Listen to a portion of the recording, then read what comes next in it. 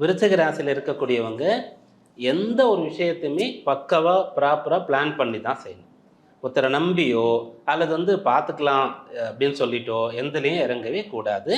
ஒரு விஷயத்தில் அதனுடைய பின் விளைவு அது எப்படி ரியாக்ட் ஆக போகுதுன்றதை தெரிஞ்சு தான் இவங்க செய்யணும். எதுவாக இருந்தாலும் படிக்கிறதா இருந்தால் கூட இப்போ +2 முடிச்சுட்டு காலேஜில் சேர போகிறாங்க, அல்லது யூஜி முடிச்சுட்டு பிஜி பண்ண போகிறாங்க, ஹையர் ஸ்டடீஸுக்கு போகிறாங்க அப்படின்னா இதை கம்ப்ளீட் பண்ண முடியுமா, பண்ணிட்டேன்னா வேலை கிடைக்குமா? இப்போ நான் ஒரு என்ஜினியரிங்கில் சேர போகிறேன், 4 வருஷம் கழித்து தான் நான் வேலைக்கு போவேன், அப்போ இது அவுடேட் ஆகிடுமா, இதனால் எனக்கு யூசேஜ் இருக்கா அப்படின்றதெல்லாம் பார்த்து தான் இவங்க செய்யணும். லவ் பண்ணிட்டு இருக்காங்கன்னு சொன்னால் அது கட் ஆகிடுச்சு, பிரேக்கப் ஆகிடுச்சுன்னா ரொம்ப சந்தோஷப்பட்டுக்கலாம். அது கண்டினியூ ஆகி சேர்ந்தாதான் இவங்களுக்கு கஷ்டம் அப்படின்றது அர்த்தம். கல்யாண விஷயத்துலையும் அவசரப்படக்கூடாது.